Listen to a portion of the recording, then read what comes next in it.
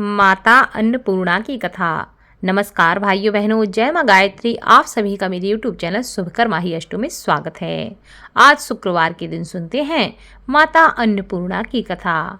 माता अन्नपूर्णा की कथा सुनने मात्र से घर में कभी भी धन और अन्न की कमी नहीं होती। माता की कृपा से जीवन में सुख समृद्धि का निवास होता है। तो सुनते हैं माता अन्नपूर्णा की कथा। उससे पहले आप सभी से विनम्र निवेदन है, अगर आप मेरे चैनल पर पहली बार आए हैं तो प्लीज़ वीडियो को लाइक, चैनल को सब्सक्राइब और वीडियो को ज़्यादा से ज़्यादा शेयर अवश्य करें, ताकि आपके साथ साथ आपके अपने भी इस कथा का लाभ ले सकें और माता अन्नपूर्णा की कृपा आपके साथ आपके घर परिवार पर हमेशा बनी रहे। एक समय की बात है, काशी निवासी धनंजय की पत्नी का नाम सुलक्षणा था। उसे अन्य सब सुख प्राप्त थे, केवल निर्धनता ही उसके दुख का एकमात्र कारण थी। यह दुख उसे हर समय सताता रहता था। एक दिन सुलक्षणा पति से कहने लगी कि हे स्वामी, आप कुछ उद्यम करो तो काम चले। इस प्रकार कब तक काम चलेगा? सुलक्षणा की बात धनंजय के मन में बैठ गई और वह उसी दिन विश्वनाथ भगवान शिव जी को प्रसन्न करने के लिए बैठ गया और कहने लगा कि हे देवादिदेव, हे महादेव, मुझे पूजा पाठ कुछ भी नहीं आता, केवल आपके भरोसे मैं बैठा हूँ। इतनी विनती करके वह 2-3 दिन भूखा प्यासा बैठा रहा। यह देखकर भगवान शंकर ने उसके कान में अन्नपूर्णा अन्नपूर्णा अन्नपूर्णा कहा। इस प्रकार 3 बार अन्नपूर्णा कहने पर यह कौन है, क्या है, यह कौन कह गया, इसी सोच में धनंजय पड़ गया कि मंदिर में आते समय ब्राह्मणों को देखकर पूछने लगा, हे पंडित जी, ये अन्नपूर्णा कौन है? किसको अन्नपूर्णा कहते हैं? ब्राह्मणों ने कहा, तू अन्न छोड़ बैठा है सो तुझे अन्न की ही बात सूझती है। जा, घर जाकर अन्न ग्रहण कर ले। धनंजय घर चला गया। स्त्री से उसने अपनी सारी बात बताई। उसकी पत्नी कहने लगी कि हे नाथ, चिंता मत करो, स्वयं शिवजी ने यह मंत्र आपको दिया है, वे स्वयं ही खुलासा करेंगे। आप फिर जाकर उनकी आराधना शुरू कर दो। धनंजय जिस प्रकार जैसे तैसे वहाँ फिर पहुँचा और पूजा पर फिर बैठ गया। रात्रि में भगवान शिवजी ने आज्ञा दी और कहा कि तू पूर्व दिशा में चला जा। वह अन्नपूर्णा का नाम जपता जाता और रास्ते में फल खाता, झरनों का पानी पीता। इस प्रकार कितने ही दिन तक वह चलता गया। वहाँ उसे चांदी सी चमकती वन की शोभा देखने में आई, सुंदर सरोवर देखने में आया, या उसके किनारे कितनी ही अप्सराएं झुंड बनाए बैठी हुई थीं। एक कथा सुनाती, दूसरी सुनती और सब मिलकर माता अन्नपूर्णा का नाम बार बार लेती। यह अघन मास की उजेला रात्रि थी और आज से ही व्रत आरंभ किया था। जिस शब्द की खोज करने के लिए वह निकला था वह उसे वहां सुनने को मिला। धनंजय ने उनके पास जाकर पूछा कि हे देवियों, आप यह क्या कर रही हो? उन सब ने कहा कि हम सब माँ अन्नपूर्णा का व्रत कर रहे हैं। धनंजय ने पूछा, व्रत पूजा करने से क्या होता है? यह किसी ने किया भी है? इसे कब किया जाता है? यह व्रत कैसे करते हैं और इसकी विधि क्या है? मुझे भी विस्तार से इसके बारे में बताओ। वे कहने लगी, इस व्रत को सब कोई कर सकता है। 21 दिन तक के लिए 21 गांठें का सूत बना लेना चाहिए। 21 दिन यदि ना बने तो 1 दिन उपवास करना चाहिए। यह भी ना बन सके तो केवल कथा सुनकर ही प्रसाद ग्रहण कर लेना चाहिए। निराहार रहकर कथा सुनना चाहिए। कथा सुनने वाला कोई ना मिले तो पीपल के पत्तों को रखकर सुपारी या घृत कुमारी ग्वारपठा वृक्ष को सामने करके दीपक को साक्षी करके सूर्य, गाय, तुलसी या महादेव को बिना कथा सुनाए मुख में दाना न डालें।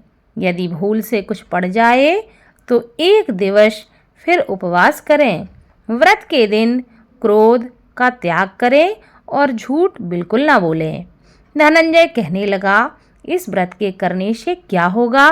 वो कहने लगी, इसके करने से अंधों को नेत्र मिलते हैं, लूलों को हाथ मिलते हैं, निर्धन के घर धन आ जाता है, बांझी को संतान मिलती है, मूर्ख को विद्या की प्राप्ति होती है। जो जिस कामना से इस व्रत को करे माँ उसकी सारी इच्छाएं पूरी करती हैं। वह कहने लगा, बहनों, मेरे पास भी धन नहीं है, विद्या नहीं है, कुछ भी तो नहीं है।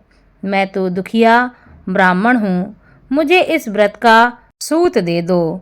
हाँ भाई, तेरा भी कल्याण हो, हम तुम्हें अवश्य देंगे। ले इस व्रत का मंगल सूत तू ले जा। धनंजय ने व्रत किया, व्रत पूरा हुआ। तभी सरोवर में से 21 खंड की सुवर्ण शीड़ी हीरा मोती जड़ी हुई प्रकट हुई। धनंजय जय अन्नपूर्णा, जय अन्नपूर्णा, जय अन्नपूर्णा कहता जाता।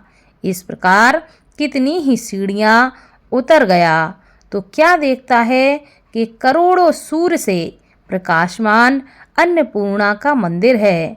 उसके सामने सुवर्ण सिंहासन पर माता अन्नपूर्णा विराजमान हैं। सामने भिक्षा हेतु शंकर भगवान खड़े हैं। देवांगनाएं चंबर डुलाती हैं। कितनी ही हथियार बांधे पहरा दे रही हैं। धनंजय दौड़कर जगदम्बा के चरणों में गिर गया। देवी उसके मन का कलेश समझ गईं। धनंजय कहने लगा कि हे माता, आप तो अंतर्यामिनी हो, आपको अपनी दशा में क्या बताऊं। माता कहने लगी, तुमने मेरा व्रत किया है, जो संसार तेरा सत्कार करेगा। माता ने धनंजय की जीभा पर बीज मंत्र लिख दिया। अब तो उसके रोम रोम में विद्या प्रकट हो गई। इतने में क्या देखता है कि वह काशी विश्वनाथ के मंदिर में खड़ा हुआ है। माँ का वरदान ले धनंजय घर वापस आ गया। सुलक्षणा से उसने अपनी सारी बात बताई। माताजी की कृपा से उसके घर में संपत्ति दिन दूनी रात चौगनी बढ़ गई। छोटा सा घर बहुत बड़ा, गिना ना जाने वाला इतना धन हो गया। जैसे शहद के छत्ते में मक्खियाँ जमा होती हैं, उसी प्रकार अनेक सगे संबंधी आकर उसकी बड़ाई करने लगे। कहने लगे, इतना धन और इतना बड़ा घर, सुंदर संतान तुम्हें कहाँ से प्राप्त हुई? इस कमाई को कौन भोग करेगा? तुम्हारी पत्नी सुलक्षणा के तो संतान ही नहीं है, इसलिए तुम दूसरा विवाह कर लो। धनंजय को दूसरा विवाह करना पड़ा और सती सुलक्षणा को सौत का दुख उठाना पड़ा। इस प्रकार दिन बीत गए। फिर अगहन मास आया।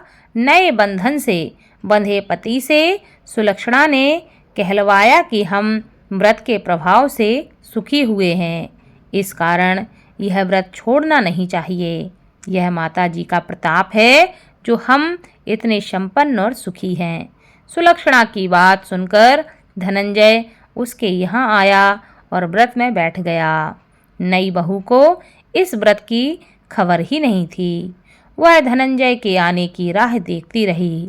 दिन बीत गए और व्रत पूर्ण होने में 30 दिवस बाकी थे कि नई बहू को खबर पड़ी। उसके मन में ईर्ष्या की ज्वाला दहकने लगी। सुलक्षणा के घर आ पहुंची और उसने वहां भगदड़ मचा दी। वह धनंजय को अपने साथ ले गई। नए घर में धनंजय को थोड़ी देर के लिए निंद्रा आ गई। इसी समय नई बहू ने उसका व्रत का सूत तोड़कर आग में फेंक दिया और अब तो माताजी का कोप जाग गया। घर में अकस्मात आग लग गई। सब कुछ जलकर खाक हो गया। सुलक्षणा जान गई कि पति को फिर अपने घर ले आई है। नई बहू रूठकर पिता के घर जा बैठी है। पति को परमेश्वर मारने वाली सुलक्षणा कहने लगी कि हे नाथ, घबराना नहीं, माता जी की कृपा अलौकिक है। पुत्र को पुत्र हो जाता है पर माता को माता नहीं होती। आप श्रद्धा और भक्ति से माता की आराधना करो, वे ज़रूर हमारा कल्याण करेंगे। धनंजय फिर माता के पीछे पड़ गया और वहीं सरोवर सीढ़ी प्रकट हुई, उसमें माँ अन्नपूर्णा कहकर वह उतर गया। वहां जाकर माता जी के चरणों में वह रोने लगा। माता प्रसन्न हो गईं। यह मेरी स्वर्ण मूर्ति तुम ले जाओ, तुम इसकी पूजा करना, तुम फिर से सुखी हो जाओगे। जा, मेरा आशीर्वाद तेरे साथ है। तेरी सुलक्षणा ने श्रद्धा से मेरा व्रत किया है, उसे मैंने पुत्र दिया है। धनंजय ने आंखें खोली तो खुद को काशी विश्वनाथ के मंदिर में खड़ा पाया। वहां से फिर उसी घर में वह आया। इधर सुलक्षणा के दिन चढ़े और महीने पूरे होते ही पुत्र का जन्म हुआ। गांव में आश्चर्य की लहर दौड़ गई। इस प्रकार उसी गांव के निसंतान सेठ के पुत्र होने पर उसने माता अन्नपूर्णा का मंदिर बनवा दिया। उसमें माताजी धूमधाम से पधारी, यज्ञ किया और धनंजय को मंदिर के आचार्य का पद दे दिया। जीविका के लिए मंदिर की दक्षिणा और रहने के लिए एक बड़ा सुंदर सा भवन दिया। धनंजय स्त्री पुत्र सहित वहां रहने लगा। माता जी की चढ़ावे में भरपूर आमदनी होने लगी। उधर नई बहू के पिता के घर डाका पड़ गया, सब लुट गया। वे भीख मांगकर पेट भरने लगे। सुलक्षणा ने यह सुना तो उन्हें बुलावा भेज दिया, अलग घर में रख लिया और उनके अन्न वस्त्र का प्रबंध कर दिया। धनंजय, सुलक्षणा और उसका पुत्र माता जी की कृपा से आनंद से रहने लगे। माता जी ने जैसे उनके भंडार भरे हैं वैसे ही माँ सबके भंडार भरें। बोलो माता अन्नपूर्णा की जय। इस कथा को खुद सुने, आपके जो अपने हैं उनको भी इस कथा को शेयर करें ताकि आपके साथ साथ आपके अपने पर भी माता अन्नपूर्णा की कृपा हमेशा बनी रहे। बोलो माता अन्नपूर्णा की जय।